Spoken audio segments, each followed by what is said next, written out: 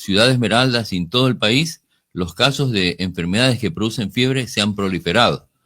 Para hablar básicamente de dos y que es importante que conozcamos y sepamos diferenciarlos, que es el virus del dengue y los problemas de infecciones respiratorias agudas. Los dos dan fiebre y para conocer cuál es la diferencia entre ellos. Recordemos ahorita que en la semana pasada hubo un pronunciamiento de la Federación Médica Nacional en la que exhortaba al gobierno a que levante una alerta epidemiológica porque en el país hasta la semana pasada existían 48.000 casos de dengue. Perdón, 38.000 casos de dengue, cosa que rebasa pero altamente a lo que ocurrió el año pasado. El año pasado, en todo el año 2023, se produjeron 27.000 casos de dengue. Y en este año, hasta la semana pasada, habían 38.000 casos de dengue con 45 fallecidos. Las provincias más afectadas, pues Guayas, Manabí, Los Ríos, El Oro y después Esmeraldas. Afortunadamente en nuestra provincia no tenemos esa cantidad abrumadora, pero sí hemos tenido muchísimos casos de pacientes que se complican y hacen manifestaciones hemorrágicas, que es la parte grave. Y también pues observábamos dentro de la estadística nacional que los problemas respiratorios también se han proliferado, básicamente por virus como el virus sincital respiratorio para los niños, como la influenza tanto para niños adultos, así como también los casos de COVID. Hay nuevas variantes que pues dan lugar a que se proliferen estos casos de problemas respiratorios agudos. Entonces aquí viene la pregunta, porque los dos generalmente cursan con fiebre, y aquí viene la pregunta, ¿qué es? ¿Es dengue o es un problema respiratorio? Entonces, eso es lo que queremos hablar ahora. Cuando hablamos nosotros de un problema de dengue, estamos indicando pues que los síntomas básicos serán, por eso decimos síndrome. Síndrome es un conjunto de síntomas, no es un solo síntoma, ¿no? Síndrome son algunos síntomas. Entonces, cuando tenemos un dengue, generalmente ¿qué hay? Fiebre, dolor de cabeza, malestar al cuerpo, dolor a los huesos. Y cuando hay un problema respiratorio, un problema de una influenza, de un tipo de esos virus como tipo trancazo, igualito, fiebre, dolor de cabeza, dolor a los huesos, malestar. Muy parecido. Muy parecido. Entonces aquí viene que tenemos que diferenciarlos, porque si se trata de un problema como un dengue, nosotros no podemos bajar la fiebre con antipiréticos tipo antiinflamatorios no esteroidales, porque vamos a dar lugar a que se produzcan manifestaciones hemorrágicas. Y se va a complicar y ese paciente va a tener que estar incluso en una unidad de cuidados intensivos. ¿Qué son los antiinflamatorios no esteroidales? Son aquellos que se usan o derivados de la aspirina, como la aspirina, como el ibuprofeno, como el diclofenaco, como el mesulit, y todas estas sustancias que lo usamos para cuando tenemos un golpe, una inflamación, están contraindicados en el dengue. No así si es un problema respiratorio, ahí se pueden usar porque no va a haber complicación, pero ¿cómo saber cuál es el uno y cuál es el otro?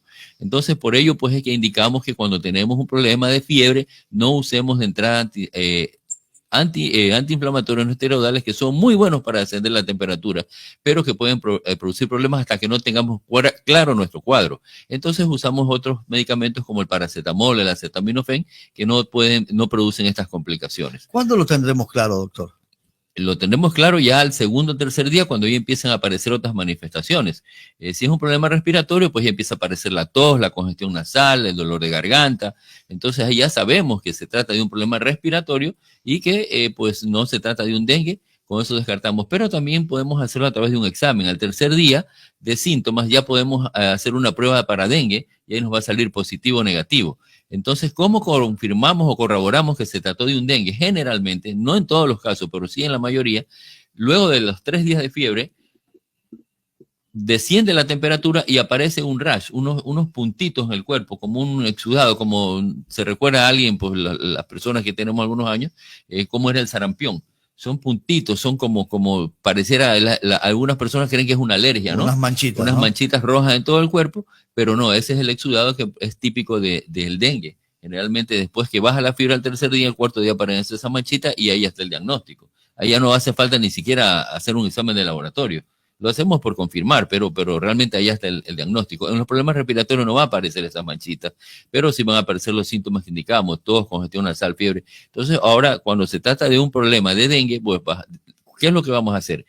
Primero, bajar la temperatura, como lo que dije, paracetamol o acetaminofén, o medios físicos, dándonos un baño con agua al clima, poniéndose un niño pañitos de agua en la frente, en el abdomen, y con esto descendemos la temperatura y luego pues una buena hidratación, una gran hidratación, porque otra de las complicaciones que produce el dengue se llama síndrome por shock. Es decir, que ese paciente se choca porque hay un gran consumo de líquidos y entonces necesitamos dar alta hidratación. Podemos usar el suero oral, podemos usar los medicamentos estos de hidratación celular que venden en la farmacia, Pedialite y todos ellos. Podemos usar agua de coco cuando no tenemos a la mano, o podemos hacer nuestro suero casero en un litro de agua, poner con la punta de un cuchillo, pues, una pizca de sal y poner unas cucharaditas de azúcar. Y si tenemos bicarbonato, complementamos. Si no, con eso hacemos un suerito oral y estamos hidratando a nuestro paciente. A la fiebre hay que ponerle mucha atención, porque hay gente que no le importa mucho eso. Sí, hay que poner atención sobre todo cuando estamos en una ciudad con enfermedades tropicales como la nuestra para hacer este diagnóstico diferencial. Ahora, cuando se trata de un niño pequeño, cualquier cuadro febril podría, si ese niño tiene predisposición, podría producir convulsiones. Por eso es que en los niños es mandatorio, pues, descender la temperatura, ya decía, con los medios físicos, si no tenemos nada a la mano, un baño con agua tibia, si se trata de un niño adulto, un baño al clima, poner paños húmedos, es decir, usar medios físicos para bajar la temperatura y el uso de la acetaminofén o paracetamol. Ahora, cuando se trata de un problema respiratorio, tenemos que tener mucho cuidado y observar que esos síntomas que al inicio son fiebre, dolor de cabeza, malestar al cuerpo, que generalmente se parecen a los de dengue y que después al segundo día, tercer día ya aparece la tos, la congestión nasal, esos síntomas hay que tenerles mucho cuidado, sobre todo en los niños, y ver que no vaya a evolucionar a una neumonía. Entonces, cuando nosotros sabemos que hay una neumonía, cuando ese niño que empezó con un proceso gripal común, al tercer, cuarto día empieza a tener dificultad para respirar, es decir, está agitado, el pechito le ronca o le silba, ya no quiere comer, los labiositos se le ponen cianóticos o morados, entonces ahí estamos hablando de que ya es una complicación y que ese niño tiene que ser trasladado inmediatamente a un centro de salud. De acuerdo al cuadro, doctor, sigue fiebre 4 o 5 días al cuadro y ya tengo detectado que tengo que empezar a tratarla ya, porque si no la fiebre va a continuar.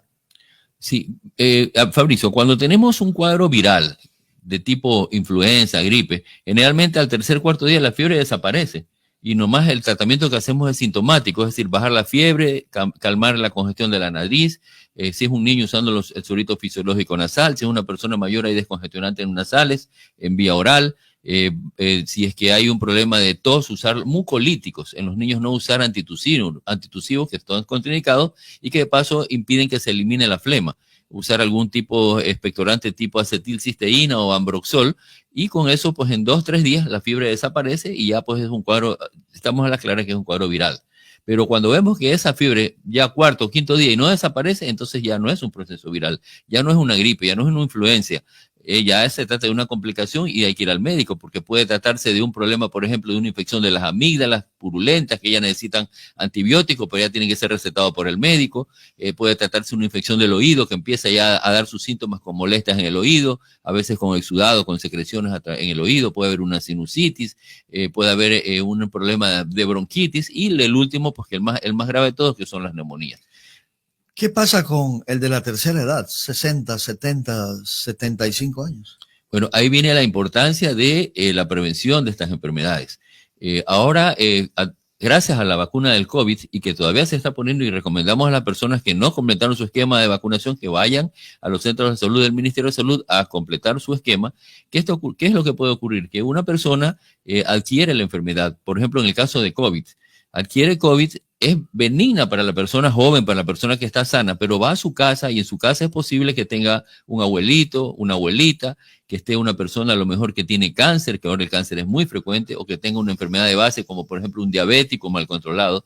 Entonces, ¿qué ocurre aquí? Que ese COVID, que a nosotros, que estamos bien alimentados, que tenemos unas buenas defensas, no nos produce ningún problema, ninguna complicación, a esa persona sí la va a afectar. Y esa persona va a llegar a una neumonía y va a ser necesario incluso ser manejada a través de una unidad de cuidados intensivos. Entonces, ese es el peligro actual del COVID, que llevemos y pasemos a las personas que tienen enfermedades de fondo, enfermedades de base, y ahí podríamos producir las complicaciones. Por ello es la importancia de la prevención de todas estas enfermedades y saber y de conocerlas, de qué se trata. Es clásico, pues cuando hay un COVID, generalmente se pierde el olfato y el gusto, el sabor. Al comer no tenemos sabor, igual no percibimos los olores. Eso es un síntoma que nos orienta a que puede tratarse de un COVID cuando tenemos un síndrome febril que no sabemos exactamente qué puede hacer. Entonces es importante conocer esto. Ahora, cuando ya etiquetamos un proceso respiratorio que ya tiene más de 4 o 5 días de fiebre, ya no lo podemos manejar en la casa. Ese paciente hay que llevarlo a una unidad de salud porque tiene que ya, al diagnosticárselo, si es una amigdalitis bacteriana, si es una infección del oído medio, si es una bronquitis, si es una sinusitis, ya necesitamos usar antibióticos. De dicho sea de paso, no a la automedicación. Es muy usual y muy frecuente que la gente creía antes que fiebre era igual a antibióticos. Entonces alguien tenía fiebre y dice, no es una infección, llegaba a la farmacia y pedía antibióticos. Y el boticario, que no tiene ningún conocimiento de medicina, le va y le da 2, 3, 4 ampicilina o 4 amoxicilina, y con eso lo que estamos haciendo es más daño. Estamos enmascarando el cuadro si se trata de un problema bacteriano, y damos lugar a que se haga una resistencia de los antibióticos, de las bacterias a esos antibióticos, y luego pues cuando ya en unas 2 semanas, 3 semanas reaparece el problema, aparece mucho más agudo, hay que usar antibióticos mucho más fuertes y de paso mucho más costosos. Entonces no a la automedicación. Fiebre no es igual a antibióticos. Fiebre hay que estar precisos, a analizar bien de qué se trata, cuáles son los síntomas, si tenemos, si aparecen las ronchitas en el cuerpo, para pensar que es un dengue, si la fiebre no desciende en el 4º día, 5º día, ya es un problema respiratorio y empieza a aparecer todos con dificultad para respirar, ya se trata de otra cosa. Una cosa también que es bien clásica en el dengue es que duele la parte de los ojos, la parte retocular. La parte nasal. La gente dice duele la pepa del ojo. Y también el dolor de los huesos es mucho más intenso, por eso se le dice que es la fiebre quebrantahuesos. Entonces eso nos orienta también un poco a que pueda tratarse un dengue. Y es muy usual en esta época del año donde hay lluvias, donde hay cambios de clima, incluso ahora por el aumento del calentamiento global, por todos estos problemas que estamos viviendo, se han proliferado toditas estas enfermedades. Mire que el año pasado hablábamos de 27,000 casos en todo un año, ahora en 6 meses hemos tenido 38,000 casos, es decir, estamos casi duplicando la cantidad de casos presentados y con ello también los casos que se pueden complicar. Porque cuando nosotros no manejamos bien nuestro paciente que puede tener un dengue y usamos estos antiinflamatorios no esteroidales, ¿qué vamos a dar lugar? A que empiecen a aparecer manifestaciones hemorrágicas. ¿Qué quiere decir eso?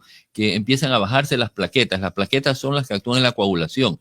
Y cuando estas plaquetas se bajan por bajo los 50,000, a veces 20, 30, esto empieza a haber manifestaciones de sangrados, empiezan a sangrar por la nariz, por la boca, vomitar sangre, por la orina, por las heces, es decir, empiezan a aparecer una serie de síntomas de sangrado que son la gravedad del dengue. Eso se llama ya dengue con manifestaciones hemorrágicas, dengue complicado.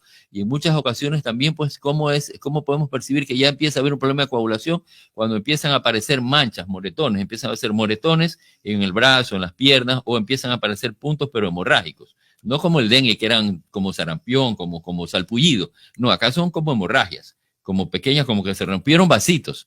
Como cuando nosotros hacemos deporte y pronto se rompió un vasito, ahí vemos eso morado, allí. Esas son las manchas hemorrágicas que ya nos indican de que ya está presentándose un problema, y entonces ese paciente que tiene dengue, al revisar cuántas plaquetas tiene, las encontramos bajas, porque las plaquetas son las que actúan en la coagulación, y eso da lugar a que empiecen esas manifestaciones hemorrágicas. Y si ese paciente no lo llevamos inmediatamente a un hospital, esos pacientes son de unidad de cuidados intensivos, van a cuidados intensivos, no se pueden manejar en sala normal, y luego de algún tratamiento, incluso de aplicación de plasma, de plaquetas y todo eso, se saque ese paciente. Pero en muchas ocasiones, cuando llega tarde a un hospital, es difícil sacar esos tipos de pacientes que se complicaron por un dengue mal manejado o por un dengue que a lo mejor no teníamos conocimiento, que no podemos utilizar ciertos medicamentos para combatir la fiebre. ¿Qué recomendaciones dar frente a estos procesos de fiebre? Bueno, cuando tenemos nuestro paciente con fiebre, tenemos que analizarlo bien. Si ese paciente solo tiene fiebre con manifestaciones de dolores a los huesos, dolor en la pepa del ojo, malestar, tenemos que parar un poquito y solamente hidratarlo y bajar la temperatura con paracetamol. Si ese paciente, generalmente el dengue clásico es benigno, o sea, es decir, después de 5 días desaparece y ya no pasó nada. No necesitamos hacer nada más que tratamiento sintomático, una buena hidratación, una buena alimentación y el uso del paracetamol para bajar la fiebre. Pero cuando ese paciente viene al 4º o 5º día y ya nos empieza a toser, a estornudar, a tener dolor de garganta, dolor de oído, a tener dificultad para respirar, ese paciente ya no se puede quedar en casa, al hospital. Entonces, la indicación es paciente con fiebre, solo paracetamol y medios físicos. Ningún otro medicamento hasta que tengamos claro el cuadro. Y preferible, si así tengamos claro el cuadro, usemos solo el paracetamol o acetaminofén, que es el más inocuo de todos. Y es uno de los medicamentos que lo encontramos en todas partes. Por eso la gente cuando llega al hospital y dice, puchica, me dieron solo paracetamol. Pero justamente eso es lo que necesita. O sea, no es que el paracetamol es muy popular, pero no es malo, es bueno, es lo contrario, es más bien es lo que debemos usar para la fiebre. Y contentémonos que el ministerio todavía tenga paracetamol. Sabemos que estamos pasando por muchos problemas en el abastecimiento en las unidades de salud, pero bueno, si tenemos paracetamol a la mano, usémoslos y pongámonos alerta de que no vayan a aparecer manifestaciones hemorrágicas en nuestro paciente cuando tiene dengue. Pues importantísimo, si tenemos un problema respiratorio, ya decía, con dolor de garganta muy fuerte, con ya el dolor de oído con secreción en el oído, empieza a aparecer como pus en los oídos, cuando hay un problema de las fosas nasales que están obstruidas por más de una semana y empieza a haber dolor de cabeza, dolor a la frente, puede ser una sinusitis, y cuando hay agitación, dificultad para respirar, con más razón porque puede tratarse una neumonía. Entonces, tengamos siempre presente que el dengue tiene que ser tratado solamente con hidratación y paracetamol. Y los problemas respiratorios, cuando pasa el tercer, cuarto día y no han mejorado, tenemos que llevarlo inmediatamente a un centro de salud hospital.